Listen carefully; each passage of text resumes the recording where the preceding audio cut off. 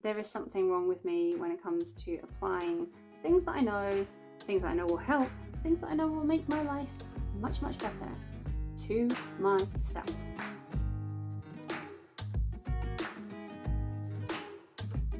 Hi and welcome to my channel. My name is Sarah and I love to talk about books. And today, a little later than scheduled, is my wrap up for May. You might have noticed that I didn't post any videos last week. I've just been busy, my schedule changed and I ran out of time.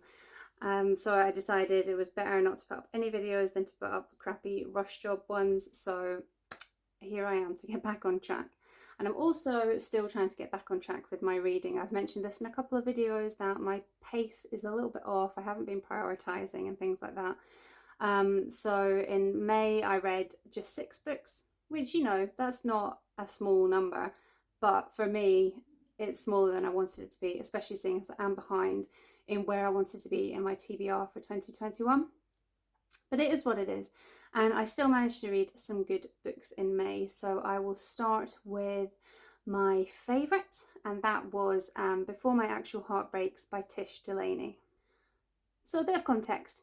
It struck me in recent years that despite I actually grew up around London and I was aware of things like bomb threats when we would go to have days out, or we would just hear about them in the news, but despite that proximity to issues relating to the troubles in Northern Ireland, I'm actually quite ignorant about what that period of history is about and what it meant for the people who lived through it. And I think what hammered it home is I watched the incredible Derry Girls, which if you haven't seen it, you have to watch. I think it's on Netflix now, which is a comedy show set in Ireland during the troubles in kind of the 90s, I think. And I had so much in common with the girls in that show. The nostalgia aspect of it was great, as was the really top class comedy that's in it. And it was just strange to see those things that I recognized from my own kind of childhood, early teenagehood, juxtaposed with things like armed soldiers and roadblocks. And it's kind of got me thinking that I really need to explore and learn more about that period of history. And the way that I do that is through reading. And so I think what had made me interested in this book is that it is set in Ireland from I think the 70s onwards. And so the Troubles do play a large part of that. But then another thing that made me pick up the book is from the blurb, it sounded like a woman in her 40s looking back at on her life and realising that she wasn't where she had thought she would be when she was a teenager.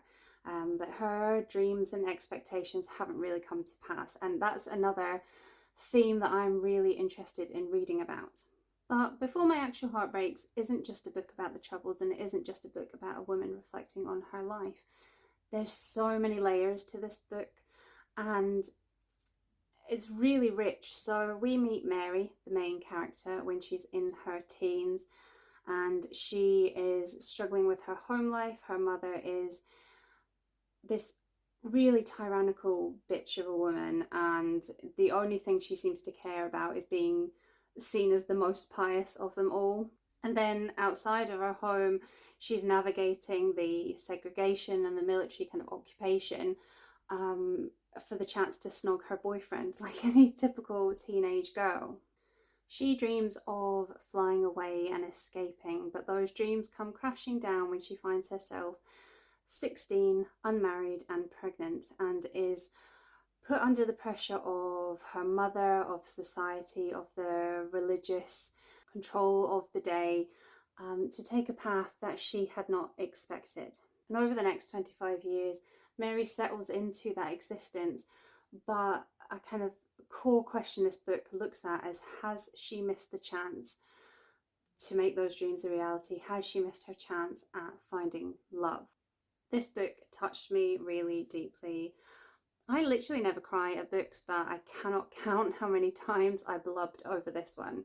And I don't know really what that was. Did I connect with Mary on a really raw level, or was I just really brokenhearted at the thought of the dreams that she had and how she hadn't been able to reach them? Or was it the sadness that, you know, even in the life that she did end up living, things could have been very different? I really keenly felt like the passage of time and how that can't be snatched back. And also how this book delves into the damage that can be done if someone is made to feel small, and how that damage to their self-worth and their self-confidence can lead them to going inward and to put up walls to protect themselves from potential rejection. How that negativity inside can blinker a person even to the opportunities that lie right at their feet. And it was like an ache as I read, feeling all those feelings. I loved Mary, even though at times you can feel like you want to shake her, but I could see that, you know, how broken she was and how she just wasn't able to pick herself up and get on with things in the way that some other people might be. And I thought she was just really well fleshed out. In fact, most of all of the female characters really in this book are, even her horrible mother. And there's this really strong sense of place. I could feel as if I was sitting in the tiny farmhouse kitchen with them.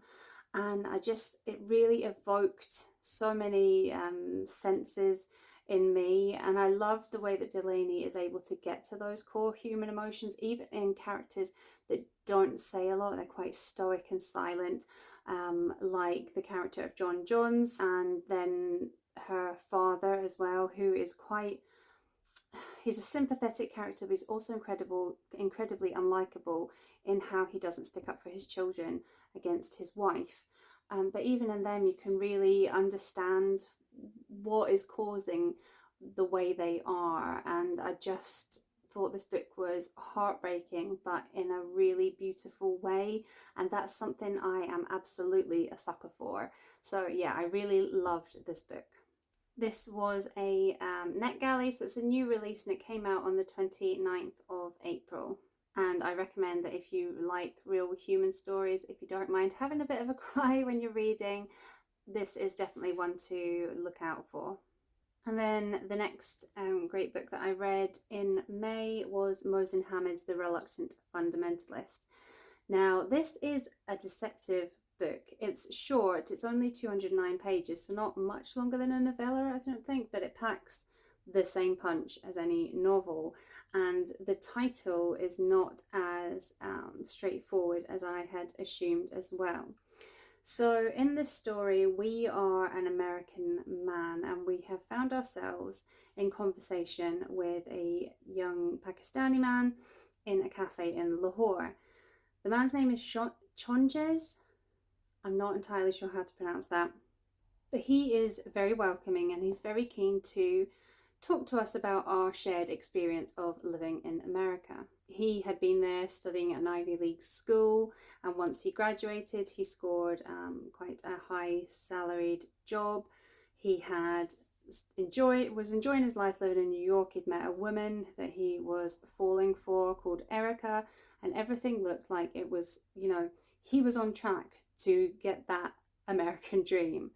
But everything changed when 9/11 happened, because it changed not just the political landscape and how people who looked like him were received, but also his feelings of his position and the differences between his home of Pakistan and America, and also his relationship with Erica. He's quite open about how his concerns for his family as tensions grew between Pakistan and India in the aftermath of 9/11 built, and how his relationship disintegrated as the trauma of the attack on the city seemed to trigger in Erica something that sent her further into her inner world, where she is still desperately grieving for a boyfriend who has died.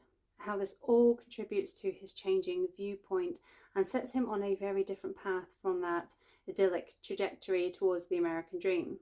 And what I loved about this book is that This is less of a narration and more of an exchange. We are being spoken directly to, and Chonjes is very attentive to our needs. He's very welcoming, and he's responsive to how his guest acts to the things around him, which gives foreshadowing or like clues to what our identity is. But the situation is a strange one.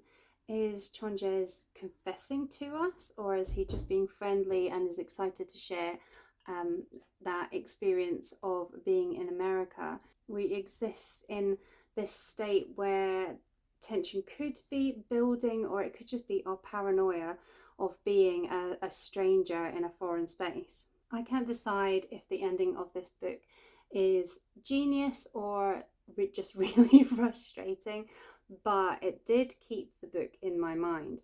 And I've come to this late. I think this was released in the years, well, it was shortlisted for the Man Booker Prize in 2007.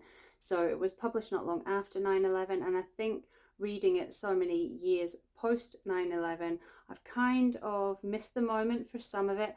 But in another aspect, I think I then benefit from hindsight and the knowledge gained of what's happened in the years since.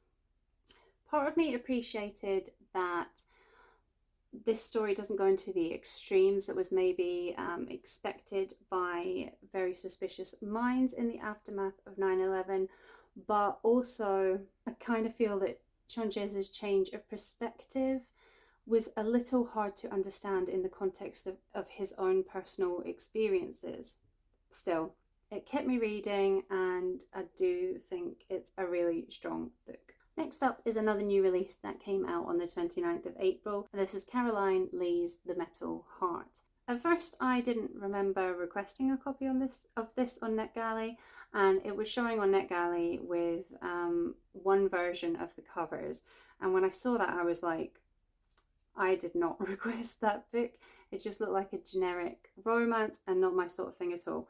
But then I read the blurb on the back and I realised it was set in Orkney, and I'm always a sucker for books set in Scotland, so that must have been why I'd requested it. And I do notice now that they have either changed the cover or it's a new edition with the different cover, and I think this is a much better choice for this book. So this is the story of twins Dorothy and Constance, who have lost their parents and have left the island of Orkney and moved into a bothy on an island across the water from Orkney, which is quite isolated.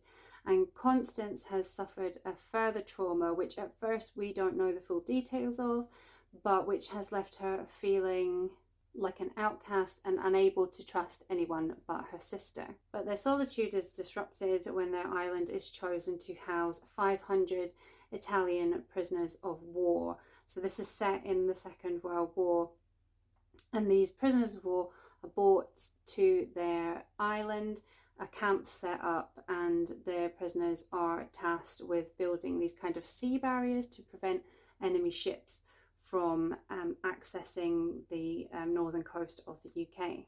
And with that camp comes the arrival to someone on their island that Constance definitely doesn't want to be anywhere near, and also the outrage of the Orkney population at having to share their already scarce resources with these Italian prisoners.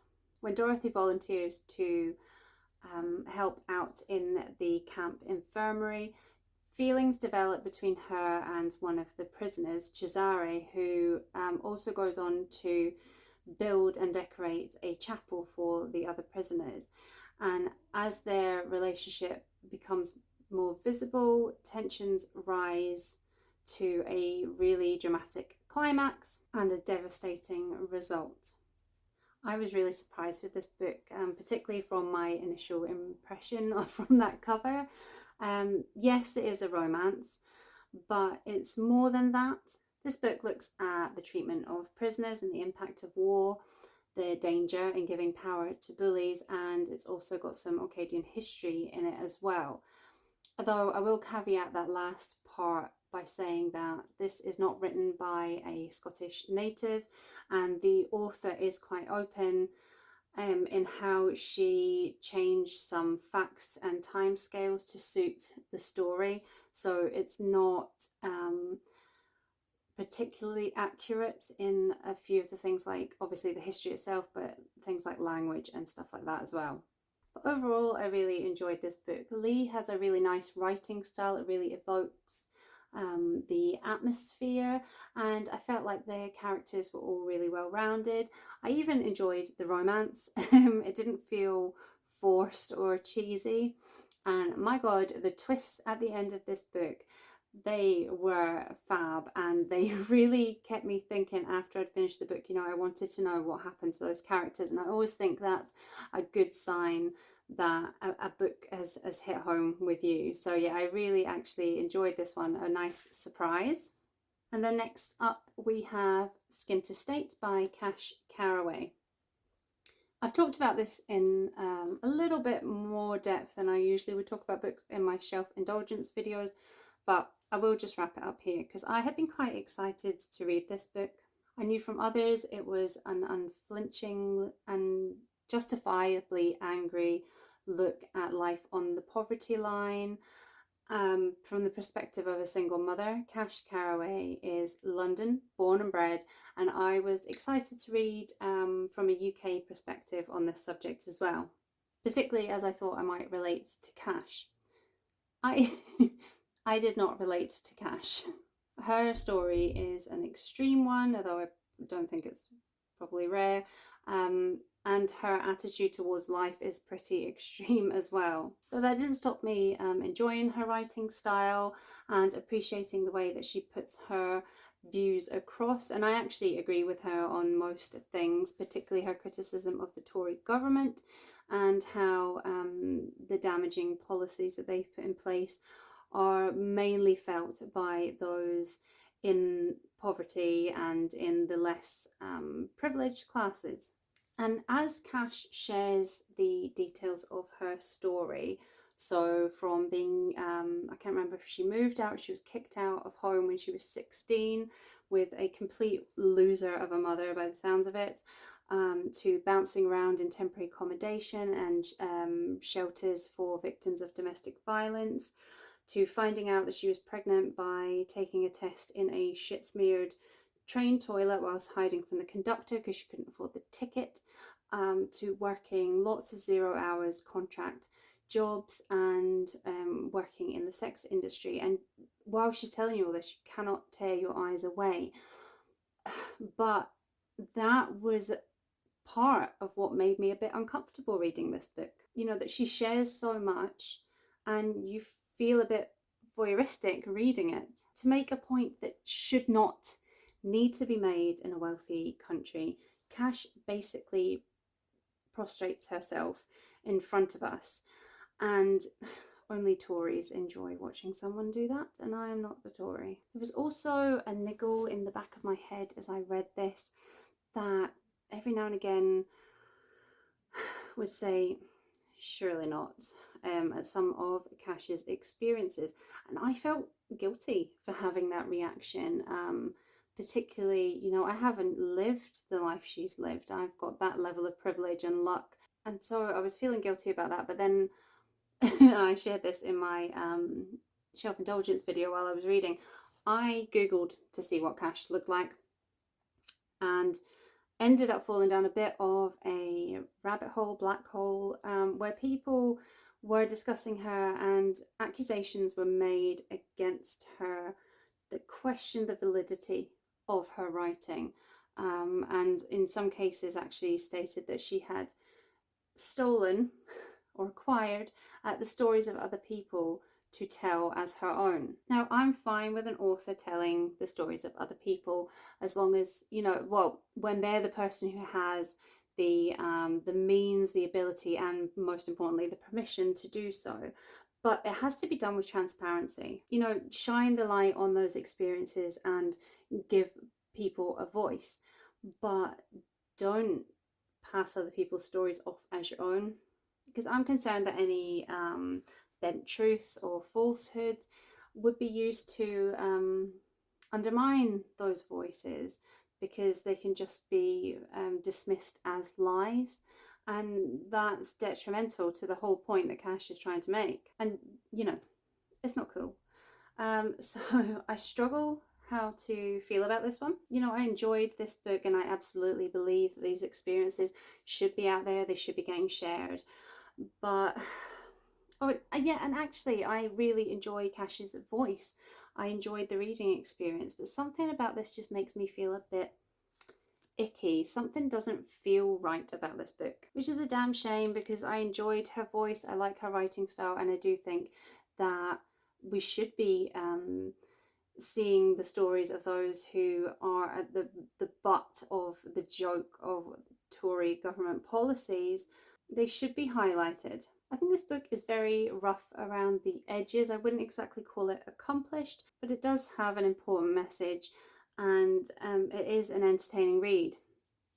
If you like stories about having your tampon retrieved from you by a strip club madam or shitting yourself in public, and lots of swearing. Yeah, I just don't know what to think about this one. And then I have Terra, Nullius by Claire G. Coleman. This was the selection for Scott and Nell's Read Under the Bed book club for, I think this was the April book. Obviously, late to the party. I've had to kind of take a step back from book clubs and things like that just until I get my reading sorted out. But yeah, I didn't know what to expect from this one because it was a book club pick, so I hadn't heard of it before, and then the blurb on the back made it sound like it might possibly be a version of Australian history told from the Indigenous point of view, and I was quite excited about that because it's an area that I want to know more about, but I haven't read an awful lot about beyond maybe Doris Pilkington's Rabbit Proof Fence. So I was excited about that, and as I started the book, it seemed to be that was what I was getting. It was Indigenous people being colonised and all the damage that self-righteous entitlement that colonisers bring with them. It was harrowing and frustrating to read, but I really enjoyed the writing style and the sense of chase as we follow escaped native Jackie and the settler enforcers who are trying to track him down. Then the twist happened, which I will not spoil, and though I don't think I expected it, I also didn't really understand it because at first I thought what I was reading was like a parallel different timeline, and it took me a while to realize that this was the same story but something significant had changed. So when things became clearer and I saw what was happening, I think the book lost me a lot.